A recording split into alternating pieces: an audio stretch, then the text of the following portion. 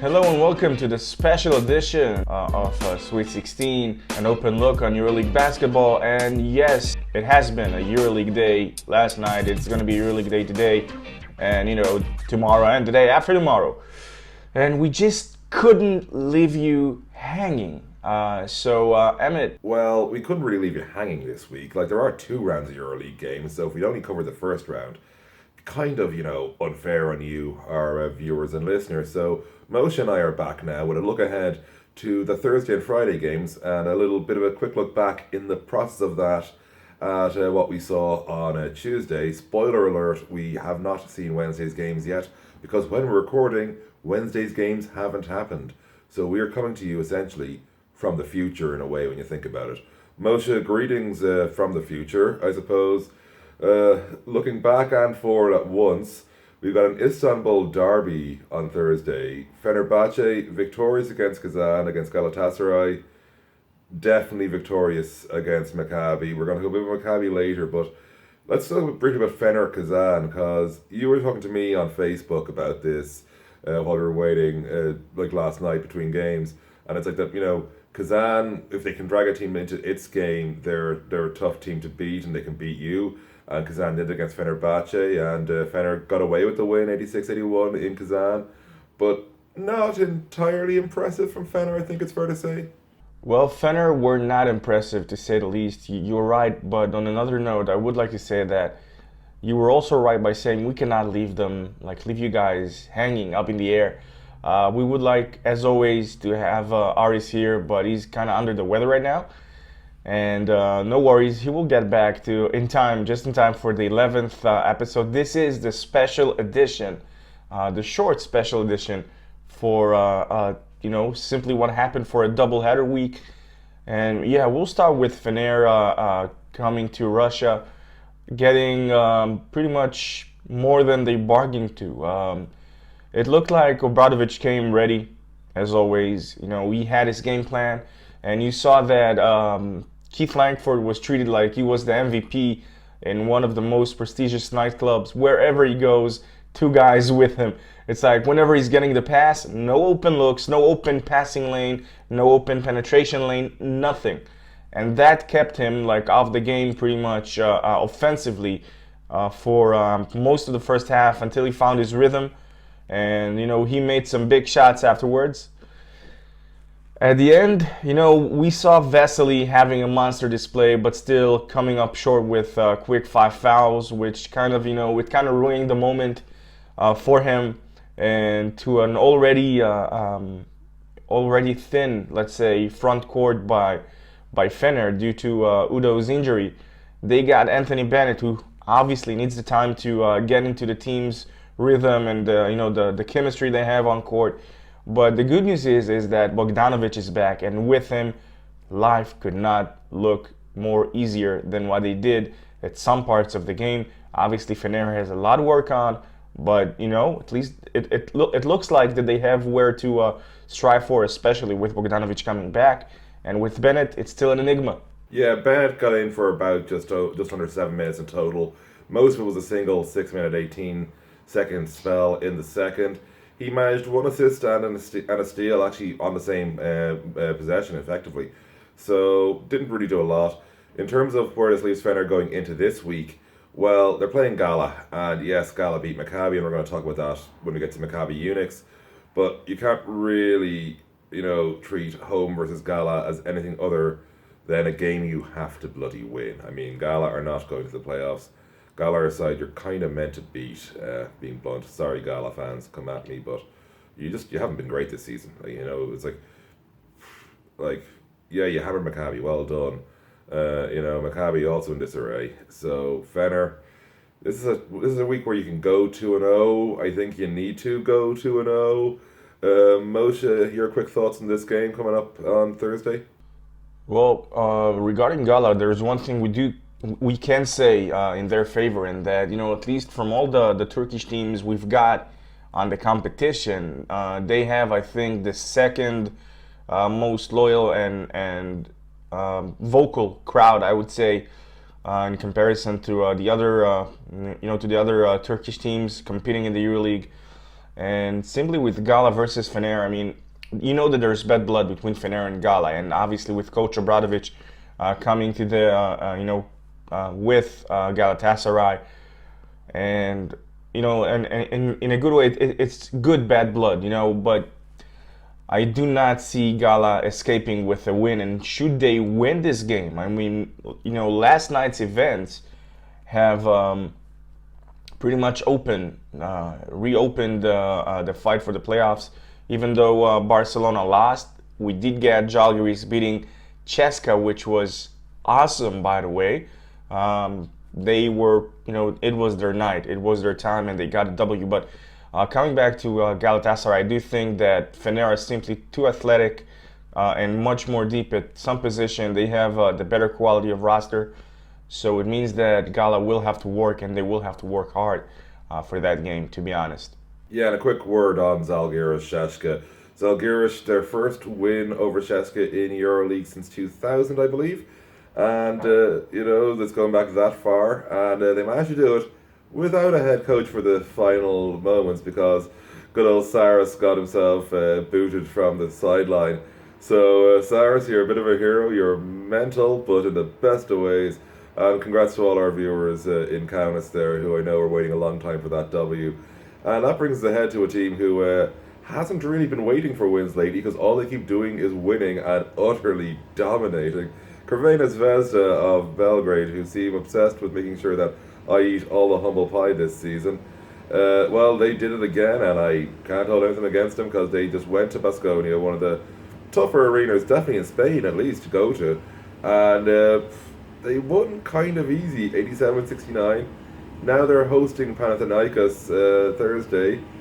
Panathinaikos with the 71-65 win over Barcelona had to fight for that one. Like right now, you got two teams, Moshe, with identical records. One's at home, and they look a whole lot stronger. And well, you wouldn't have expected Zvezda to be the ones looking this much stronger than Panathinaikos at this point of the season. Well, I'm going to do something that you and I haven't done before, and I think that it is the best of things that you and I getting the chance to discuss Zvezda again, especially with our very well-known past with them. Obviously, we were impressed throughout the season, and a quick word about what happened last night at the Fernando Buesa Arena. I think first of all that is pretty much the second home loss for Baskonia, which is as impressive, I think, for itself. Besides that, Baskonia were very much, their home was very much as close as it is to be a fortress. And all of a sudden, you see Crvena Zvezda coming motivated, coming ready. And when I'm saying ready, I mean, you have to understand that it looked like during the game that they knew exactly, it looked like they knew exactly what they wanted. They knew exactly how they were going to get it. And we talked about, Dankovic being missing on the Red Star side and Toko Shengela being absent on Baskonia's side. And, we all agreed that the Dankovic absence would be a bit more, I don't want to say important because every player is important, but in terms of roster depth, it was obviously a bigger problem for Zvezda. But Coach Radonic, I mean, come on. His team is ready for a fight wherever and whenever they come. It's like they are almost never unprepared. There's nothing you can throw at them that they will not know how to respond. Yeah, and like Radonjic, he's at the moment for me walking comfortably the Coach of the Year competition. For me, it's not a contest. It's like his award to lose, and we still have at the time of recording, was it 11 games to go for everybody? Yeah, it's 11 games left, minimum for everybody in the regular season. So over a third of the season, and I really can't see anyone catching Dejan Radonjic for the Coach of the Year. That's just how ridiculous this has been with Zvezda. They're 11-8. They're fifth in the standings provisionally. After obviously we have to wait to see how the games tonight, Wednesday night go from the past into the future. Yada yada. Go to decide that. And right now, this is a team that's a game outside of home court advantage in the postseason. That's the dreamland we're in. Now, obviously, long way to go yet, But you see them hosting Panathinaikos, you got to go, like, Panathinaikos are a really good basketball team, and I'm not confident of them on the road against a side with not even close to their budget. That's incredible. So I'm going to do the crazy thing. I'm going to say Panathinaikos again because I get in trouble in Belgrade. I'm actually stuck picking Zvezda, so Panathinaikos. I have my mind set on what I think is going to happen, and with emphasis on what I think is going to happen. Just because of that, I would like Aris to be here because he usually gets it done. He nails these games. But take a look at the standings. Like you said, Zvezda are in the 5th place, and they are just one game away. They are one game away from being with the home court advantage. And I do not know a team would be that eager to come to the Combank Arena or the Belgrade Arena, if you want, for a best-of-5 series when they are having the home court disadvantage. And it is as hard as it is to play against Red Star. You can imagine how tough it's going to be, how much harder it's going to be when you're going to play against them in the playoffs, versus tens of thousands of fans in Belgrade. It's going to be crazy. It's like we both know, and if ours was here, would probably agree that either way, like each game that you're coming there, you're the underdog. So every playoff series that's going to be involved with Red Star, we would like to see it going to a game 5. But should this playoff series have an advantage, a home court advantage for Zvezda, I do not envy their opponents. I do not envy them at all. And with Panathinaikos, I saw them play also last night. I was fortunate enough to catch all 5 games, most of them because simply I had a time and I wanted to. Me, I love basketball, and with Panathinaikos, it looked like if you were mentioning a hot mess when you talked about Barcelona, Anadolu, in the last game day. When you saw them playing, this is, I think, the bad side of a hot mess because no one actually managed to really capitalize when they had a chance. I mean, Panathinaikos kind of controlled the game, but an old school Panathinaikos, like when you were down by 4 points, it felt like it was freaking 20 points against them. So that was pretty much how it felt. And as much as I think high of Coach Bartzokas, Tomic was not present at the Oaxaca last night. And you cannot say that putting Favarani in a defensive matchup versus Singleton is the best thing. Maybe it was a necessity because he didn't have another player he can put on him. But Favarani could not close up, do a closeout that fast. And they attacked it. That's like, they didn't attack in a penetration, but, it did give Singleton a few open looks, which he did take and which he did make. So, it was kind of beyond me, and I think that Panathinaikos, obviously they're coming with a good mood after that win versus Barcelona, but playing against Zvezda, oh my.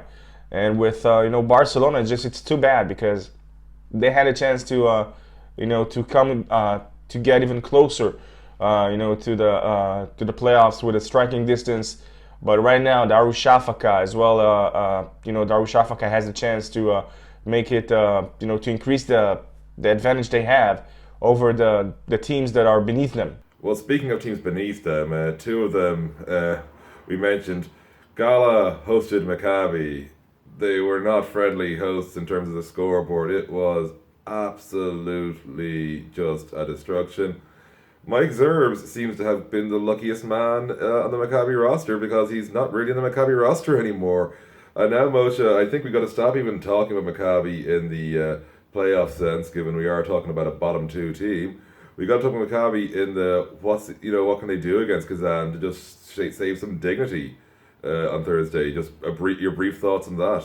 I don't want to say I'm speechless because I'm not. It's like nothing they can do will surprise me anymore. It's you just see there's no chemistry whatsoever. They are as disconnected, as not communicating as possible. It's their pick and roll defense was not good last night.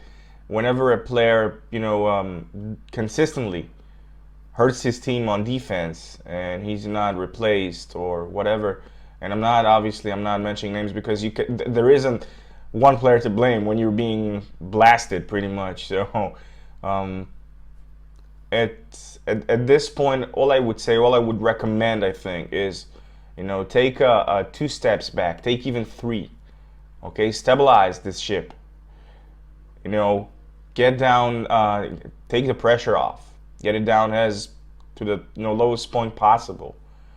Because when things look dark, and they look dark right now for Maccabi, at the darkest points, that's pretty much I would say they've hit rock bottom, I think, last night, but I wouldn't really know because they keep redefining rock bottom at times. But I do think that right now, it looks like they could start their climb back, and I'm not saying playoff wise. I'm just saying to get their dignity back, because Maccabi for the past few years, I would say they're not the Maccabi that Europe has known and learned to appreciate throughout the years.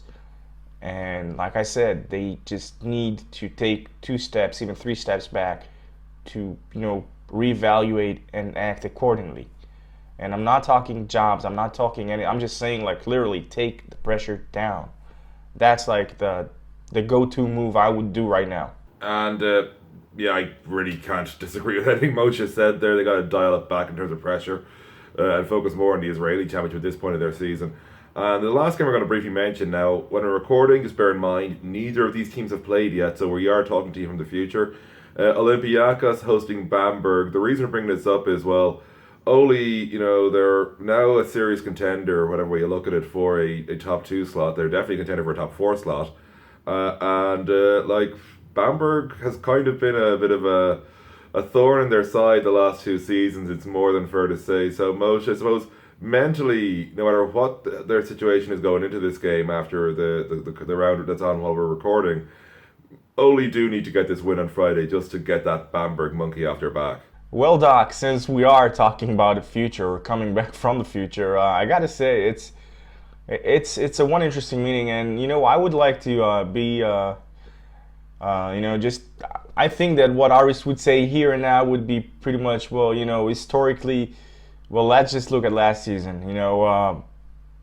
Bamberg were simply the dark horse for Olympiacos last year. I mean, they were pretty much the ones who sealed Oli's faith, their playoff wishes, I think, last year, and it ended bad. And I'm not going to talk in terms of retribution or revenge, but Oli knows what's in stake, and they look great in recent games. The problem is that Bamberg are coming after a game versus Madrid. They will be coming, after a game with Los Blancos, and obviously, again, Olympiacos has the edge when it comes down to athleticness and at other aspects, as well as having a great home court. But Bamberg, Trinchieri, he knows that how to get a job done.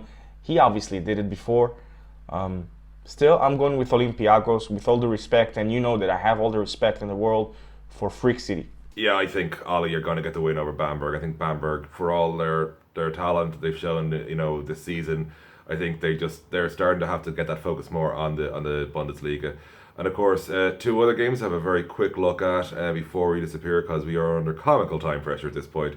We have Barcelona hosting Baskonia, and Dachka hosting Zalgiris. I suppose start off briefly with Dachka and Zalgiris, because of course Dachka haven't played their first game of the week yet by the time we're recording this, but Zalgiris definitely go to Istanbul with confidence, Moshe. Well, they do, and I think that even though Dachka has, I think, a complete advantage in every position possible, whether it's for athleticness, they have in pretty much positions, throughout positions 1 and 4, and whether it's the big man with Ante Zizic that's gonna do whatever he wants.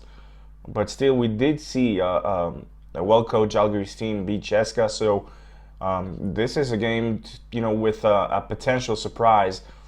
But leaving surprises alone, and on the side, with all due respect to this game and the magnitude it can have, because potentially loss here for Dachka, I don't want to even start thinking what's going to happen there. There is an even more interesting game with Baskonia Barcelona. A one to really determines one's future. I would say. Yeah, Barcelona's future very much at stake in this game. If they lose, they've got to start really thinking that the playoffs aren't in their future. Baskonia, meanwhile, of course, this game is kind of crucial to them in getting back in the race for the top four because they've dropped a couple lately, and they're starting to they're no longer in the top four automatically, and they're starting to certainly look like they're capable of losing ground to the likes of Fener and Oli and Zvezda. So. Baskonia really in a sort of crucial stage of their season, not so much in terms of making the playoffs. They still have a fair bit of wiggle room there, putting it mildly, but certainly they need a bit more breathing space when it comes to that getting into that top four fight. Barcelona, it's win or bust here in the Palau Blaugrana. If they don't beat Baskonia, I can't see any way they climb back up unless Dashka have the greatest crash in Euroleague history, essentially. And I mean that in any era of the format, just to be clear, because obviously it's the first year of the 30-game format. So Moshe, give us your thoughts on this one briefly. It's like I said, it's for all the right reasons. It is an interesting game. It's very hard to predict, to be honest, because Baskonia are simply too deep, and Barcelona's defense are still struggling, to find the right. I don't want to say chemistry. Just simply Barcelona. If they're going to bring another guy that's going to be simply the defensive help, they need that. They surely have a chance. Their luck is, in a way, it depends on the mentality of Baskonia.